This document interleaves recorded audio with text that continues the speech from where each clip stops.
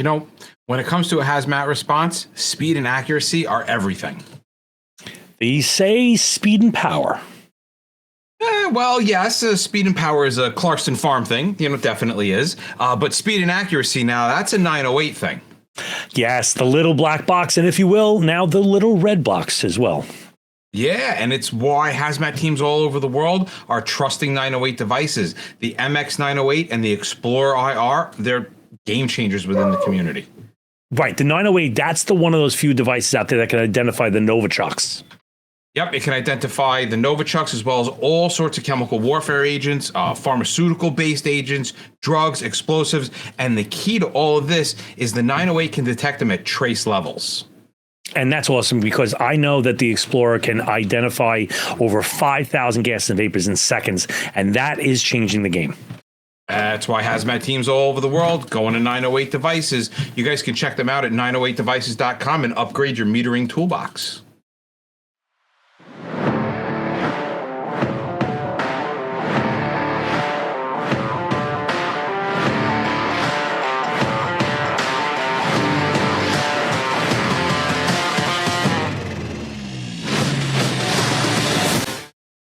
You know, we usually start up with like, hey, we got all these shows coming and everything. And today we actually have the show coming on. Yeah, we got, and there's nothing going on because there's no show. But oh my God, 471. We're less than 30 episodes to 500. Right. And which we've been calculating this out is the 500th episode falls on Friday the 13th. Of the International Association of Fire Chiefs in Baltimore Conference 2025. Yeah, so we're thinking we're going to do. We started our show 10 years in advance for that slow burn drop there.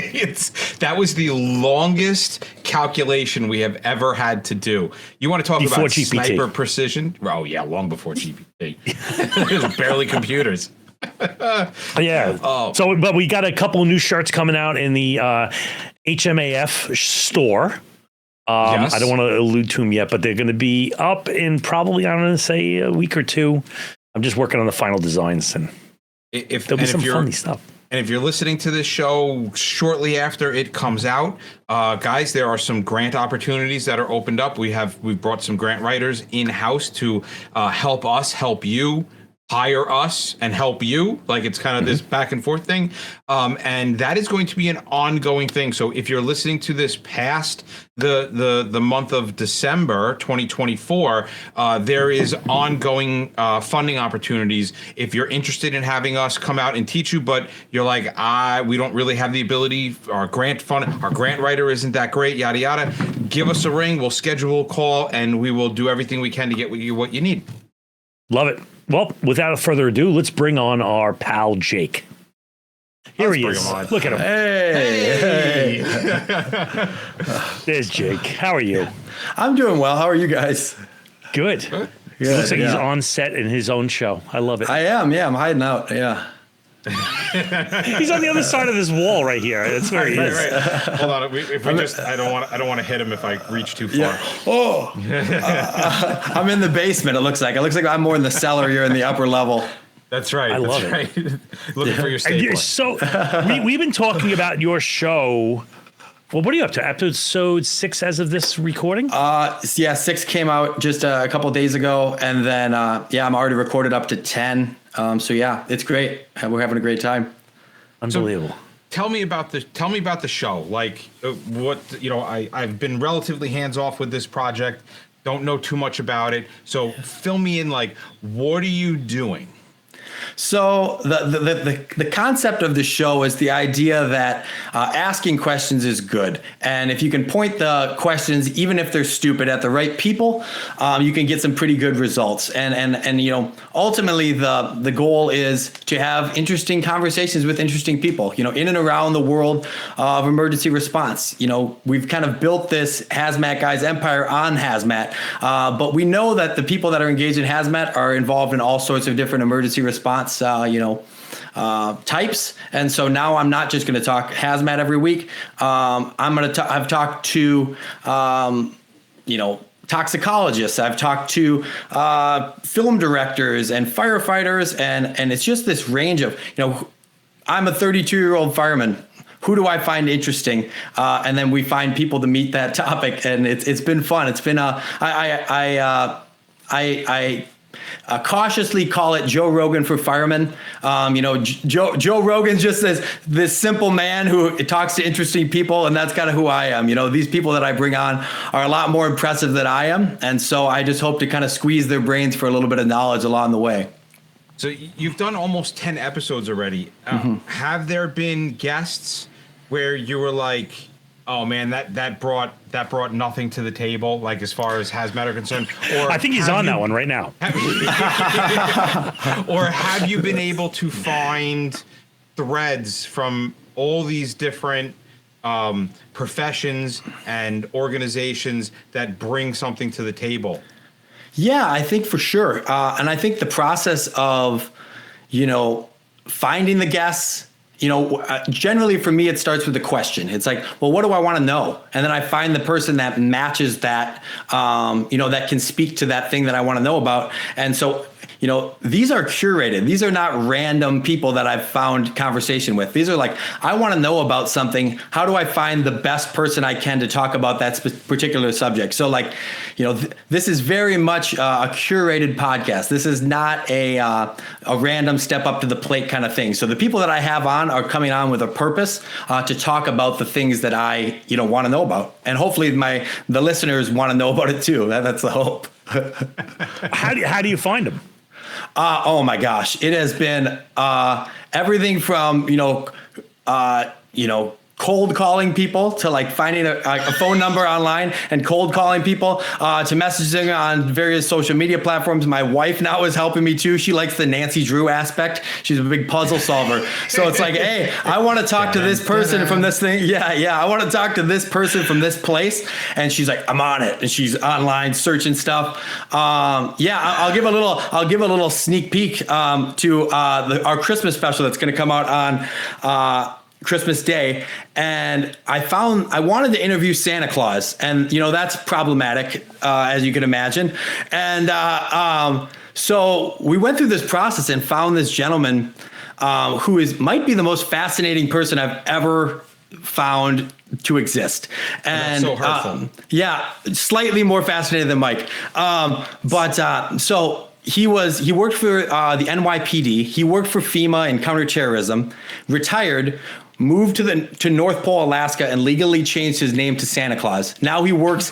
Yes, this is real. Okay. And so he now he spends his days working with charities for children and all these things, and he's the most interesting person I've ever encountered, and I get an opportunity, and there's a couple of days here to interview him, and I can't wait. And so that episode is going to come out on Christmas Day, and I literally don't know more than anything, I'm excited to do the kind of the social media push leading up to it, where it says Hazard Class presents an interview with Santa Claus. Yeah, and it's real. And so that's so cool. In getting Santa Claus on the podcast, I couldn't find any contact information for this person. I found an article about him. I was like, this is the most interesting person I've ever thought of. My wife went through city council records for this city and eventually found his phone number and cold called him, and was like, hello, Santa Claus. Will you be on my husband's podcast? And we're up in my office just losing our minds. Like, oh my gosh, you're talking to Santa Claus.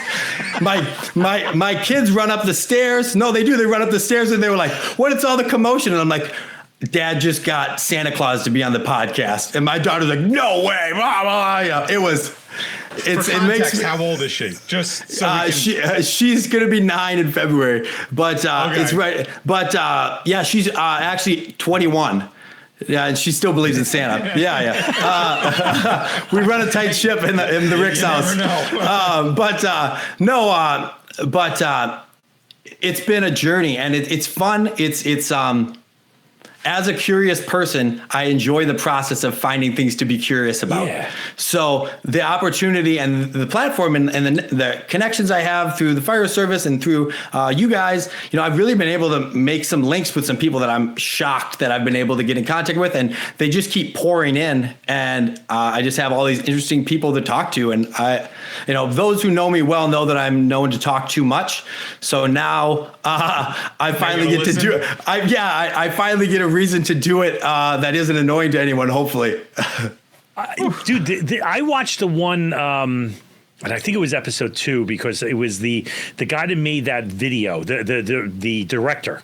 Oh, that was really interesting. Yeah, that was episode 4 with Tom Putnam. He's the director of the documentary Burn, which is like, pretty much the staple documentary in firefighting. And he followed Detroit firefighters for a year and documented their struggles and their journeys. And he had some pretty interesting things happen. But yeah, the opportunity, this is one of my favorite documentaries of all time. And that was another, send him an email. Maybe he'll email me back. And he was willing to do it. And he has a new documentary coming out next year called Into the Unknown, in which he follows paramedics across the country, 5 different agencies.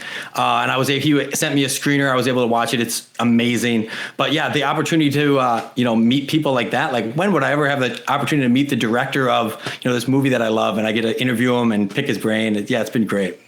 All right. So give me, as a curious person who's looking for questions to answers that you may not even know that those are questions that you want answered, give me, so far you've done about 10 episodes. Give me 3 things that you have learned in this process. So the one is people's willingness to talk about themselves, and that's not in a conceited way, but when you reach out to someone and say, I'm passionate about what you do, will you be passionate back? And the willingness for these guests to give up their time for this show and have an interesting conversation with me as it actually affected me, just in my life in general. People's openness to talk is great. A tangible piece actually comes from my episode 1 with Bobby, and he talked about this concept of dividing your he's my boss. I have to say it. I'm sorry. But he talked about this idea of dividing your social circles so that you have a group of people that you're mentoring, a group of people that you're being mentored by, and a group of people that are your peers to. And this is kind of become a weird core tenet of mine. I've preached this message. That episode was shot a couple months ago, and I've told that to multiple people since then. Yeah. And I've really tried to drive that home in my own life, to say I need to not only have people that I'm trying to bring up, but also have people that I can look towards to be brought up by. And then, the last one is just my conversation with Dennis Laguerre. I talked to him on episode 2, and he's just the engine company master for the world, really. And, the deep dive that he was able to give me on product specific information and, job specific information that where am I going to find this? There's no textbook that has stuff like that. So now the availability to talk to someone that's really truly the expert of experts, and then take that information, put it into my own Rolodex in my brain, and be able to help other people with that information, and hopefully have the listeners pick up this kind of stuff and do the same thing too, right? I try to truly be just a voice piece for the audience, right? What are the questions that the everyman? I am the everyman, right? Look at me. Right. I am the everyman. Let me ask the questions that all of us rubes want to know, right? When we talk to the smartest people. And that's where we get that phrase, right? The tagline of the podcast is ask stupid questions to smart people. And that's really the root of it, right? I'm just going to bring a humbleness and a willingness to maybe look foolish with my stupid questions to experts that can hopefully answer them and make me better for it. Mike, I got a pop quiz for you. You know what? Go for it, because I don't even study for regular quizzes. You downrange, you have a variety of non-transparent and opaque containers. How do you tell if what's in it is something sus or not? I would use small children. They react the fastest to chemical toxicology. Yes, I would. Lightweight. No. Lightweight, easy, portable. Very, very portable. No, obviously I'm going to use a freaking meter. Okay, but which one? What's going to be able to see through a shipping envelope or something? If I'm going to go from a shipping envelope, I'd have to say the Agilent's handheld ramen, the Resolve. Nice choice. And it's fast. Less than 2 minutes is going to give you identities of explosives, narcotics, toxic industrial chemicals, chemical warfare agents, and more, and all through sealed, opaque containers. You know, from a usability side, I'm a huge fan of this meter. The simple interface, the big buttons, I can navigate this thing with my hands in gloves and PPE. It's tough, so when I drop it and when I put it in water, when I submerge it, when I vibrate it, it's all resistant to those things, and it can survive the decon line, which honestly is one of the most important factors for a hazmat technician. And for those super sketchy, samples, you may have to take advantage of the remote control through the removable Wi-Fi connectivity. And for super sketchy situations, you can use the flexible onboard library, and you can actually create and deploy your own library, which we have done in the past for a wide range of substances. So if you're evaluating different Raman spectroscopy instruments, you should check out the report from New Steel. They recently evaluated 10 handheld Raman spectroscopy units, and the Agilent Resolve received the highest score of all the instruments. You can check it out, explore.agilent.com/resolve, and that page will have a link to the independent New Steel report. I love it. You know, one of the things I've always found in that method, that let me ask the very basic question. You open yourself up to that level of vulnerability where you're saying, I know nothing, teach me from scratch. And even in things that we think we know well, to be able to have somebody start from scratch as if you know nothing, as if you are a child. I don't think there's a single conversation I've ever had where I haven't walked away learning more of the basics because I made myself vulnerable and said, teach me from scratch. Well, and that's really the benefit of talking to real experts, like real experts, is that, Bobby talked about it in our episode, and you've talked about it before, but like instructors are experts because they can pitch the ball in 10 different ways. And so like hearing the way you might explain something versus the way Bob might explain versus another, person in your field, you're learning a different angle to approach a problem. And as you do that, your depth of knowledge in that particular, subject just grows and grows and grows because you can see it from every angle, not just the angle you're used to seeing it from, And not just the final destination, but the thought process and how that person got there. That thought process is so important. It's really important in the classroom too, that the same answer, you have somebody give how did you get to that conclusion? Because you can have multiple students come up with the same answer, but their reasoning is completely different. One person's reasoning can be totally wrong, but he ended up getting to the right answer, and then somebody else has a reasonable path to get there. I think that's such an important part of instructing. I couldn't agree with you more.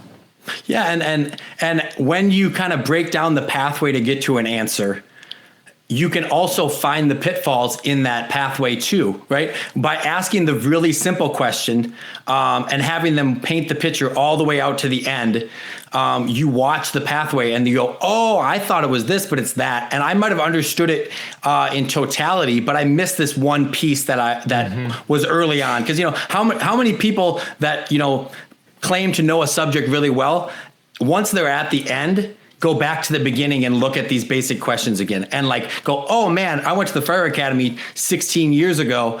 When's the last time I looked at this thing or that thing? And now you look at it from the ground floor and you have a whole new open eyes to it, Well, dude, one of the things that I noticed in watching, I don't remember which one is, and you said this a bit back, is that you're passionate about what they're passionate about. And I think it was specifically the director guy, because I'm sure I've seen, interviews with directors and they're very I made a avant-garde piece, and he's very, but he was because you were just I am genuinely interested. And he was well, then I'm going to tell you everything I know about. And it was just the guy was in the moment. And I think the first thing, and one of the funniest things that you do is the opening salvo, if you would, is you have this this freaking wheel that you spin and you're like, I don't know what's going to come up. It's just the stupid question. And it's like, what was it with me? It was like, is a hot dog a sandwich? A hot dog a sandwich, yeah. That's still hot to debate. I get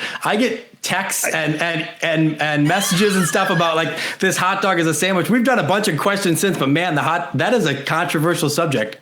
How is it a controversial subject? Of course, a hot dog is a sandwich. I've heard open. It's open faced. If you ask Bob, if you ask my brother, it's an American taco. Like that's what he said. Still, whether it's open face or closed face, both of those end with sandwich. That's fair. You know, and now we're getting to semantics, I think, but I don't know. But no, the wheel has been fun. Yeah, it's kind of a dumb bit that I came up with just to kind of drive home this idea that like, if I'm willing to ask, you know, so a perfect example, I had one of the top medical toxicologists that specializes in the fire service on the podcast that comes out next week. And I had to ask him, what did I ask him? I asked him like, who would win in a fight, a gorilla or like a bear? And I'm like, man, how dumb do I sound right now? This guy's like, I took time out of my day to talk to this guy. And now I'm talking about who's going to win in a fight. But what it does is it says, I'm willing to humble myself, look stupid for the sake of knowledge. And that's the hope of the podcast, right? And the stupid wheel is just a medium to drive home that point, you know. Do you make them justify their answer? I do, yeah. You do. And that's came with more or less success. Sometimes people are like, I don't want to talk about that. And then I'm like, all right, I guess we'll move on because this is a nightmare. You know, it is... It definitely puts you. I definitely don't want to ask you the questions because I want them to go and listen to these shows because I'm going to go back. I don't think I did. What did you release up to 6 already? I think I've listened to 4 of them already. Yeah, it is. I tell you what, man, you spin that wheel. It's a real wheel. Like for the people watching, it's a wheel. It's a wheel. You spin. Do the you questions spin change, or is it the same solid question? No, there's like 25 questions on this wheel, and you spin it. But I tell you, I really spin it. I really read what lands on, and I've had moments when my stomach just dropped. Like I'm about to ask this doctor the stupidest question of all time. How am I going to get this interview back on the tracks after I completely derail it with this nightmare? But all right, no. Throw one question at Mike. Spin the wheel. Let's go. And give Let's him do one it. question. Right, because I don't think we had the wheel. Oh my gosh. Well, I got as a hot dog a sandwich. Let me find a different one. I don't want to give you one we already had. All right. How many holes does a straw have? 1 hole. Wrong. 2 holes. No, it's 1 hole. It's one continuous. It is one continuous hole. If I were to hold a straw, go ahead. If I punch a hole in a piece of paper, there's 1 hole in that paper. Just because I'm looking at it from the bottom and looking at it from the top, from a surface topography point of view, that is still a single hole. But now we've built depth in the hole, and so if I'm holding, are you saying there's no depth in paper? Like it may be thin, but there's still depth. If I hold a straw in the sky, could I say the top hole or the bottom hole, and you would know what that meant? Well, yes, but you could say the same thing with any hole. Any hole is in a 3-dimensional structure. I'm just saying, it's still a hole. I'm just saying. Got 2 in front of me. I'm just saying it's not so cut and dry. No, I'm dying on this hill. I think it's very cut and dry. I think from a topography point of view, we live in a 3-dimensional world. Every hole has a surface on one side and a surface that it penetrates on the other. So is a tunnel a hole? Is a tunnel one hole? Yes, so it would be 1 hole. What, you got 2 holes? Well, what if you're standing on the come edge? Back to an episode of this. Yeah. What if you stand on the edge of a tunnel and then it's a mile long and you say, okay, I'm going to go into the hole, which is the entrance of the tunnel. Now you go to the other side and then you say, I'm going to go into the hole, which is the entrance of the tunnel. Those seem like 2 separate holes to me. But they're not. They may seem like it, but a lot of things in life that seem like it is actually is not. It's like I just had a great idea. I'm going to wait until we're offline on this. Oh man! Have you ever seen a Mosby strip? No. What? If I took a piece of paper like this and I just ripped apart my notes, right, and I fold it like this, how many sides does it have? Okay. Well, now we're talking like advanced geometry. Right. If I twist this, it turns out that this structure only has one side. It's called a Mosby strip. You see, this is why I ask stupid questions to smart people and not other idiots like me who just think that there's an endless amount of holes in every structure. I don't know. Right? All right, I concede you're smarter. I don't know. It seemed like 2 holes. I'm my bad. I love this. You know, the whole concept is I like a different flavor of show, and the fact that it's not purely hazmat, it's a all hazard. It's something that is, I don't know. I don't want to say Rogan-esque, but it's very open ended, where it's just a conversation. It's different. Yeah, and as I continue to book guests, I think it will get broader because my confidence level in talking to other people, I can talk fire department all day long, right till my eyes bleed. Right. I will drop another hint. I'm in the process of booking a Top Gun pilot, which is a long process, but I'm very excited for. Yeah, that's not emergency response, but I want to talk to them. So suck it. I don't know. I want to talk to them. Right. That's it. Is it going to be Maverick? It will be Tom Cruise. That's what's taking so long. You should get Goose, and it's just and just a silent microphone, like Weekend at Bernie's, and then I can have you trying to move his mouth. Too soon, honestly. I'm still traumatized from Goose's death. It's like there's all these different opportunities to talk to just fascinating people, and like I said, I'm a 32-year-old fireman, and I have interests, and I think that a lot of the fire service, I've traveled across the country speaking and talking and going to classes, and it seems like we're all pretty similar. So I think that if I find them interesting, I hope the audience is going to feel the same way. I agree. I think it's going to be. I think you're going to blow up. I think check them out onto your social media and all that stuff. I don't even know it. All right. So where are you? Everywhere. Instagram? I am everywhere. Instagram, Facebook, TikTok, YouTube, every major streaming platform for podcasts. The video is available only on YouTube. I might be putting on Spotify video right now. I'm debating it, but right now it's exclusively on YouTube for video. But yeah, it's where you search Hazard Class, you will find it. Unless I made some grave mistake, which I could because I'm stupid, but it should be there, yeah. But yeah, I'm just excited, and I hope that people will come and find the same passion for these conversations that I have, and because I've really been enjoying the process of talking to these interesting people. I would love to say, I would say like anybody on this show that knows somebody that's atypical, and I don't want to say that because there's a lot of weirdos in our service. Yeah, how about somebody that is not a normal interview person, somebody that would fit into this? Send him an email. Yeah, for sure. Jake at hazardclass.com with a hyphen in between hazard and class. And I would love it. Yeah, I've found a couple people through solicitation like that, and they've been super awesome guests. And so, I want to talk to interesting people. I want to hear people's stories, and everyone, I think that's another thing that I've kind of learned through this is that, everyone is a person that's an actual real person behind the scenes. And, we're not just all robots. You could be the expert of this or that in your field, but at the end of the day, we all put our shoes on, we all put our pants on, we're all normal people. And I think everyone has an interesting story to tell. I love it. Well, good luck to you. I'm sure we'll be seeing more of you very soon. Yeah, thank you. I appreciate it. I appreciate the time. All right.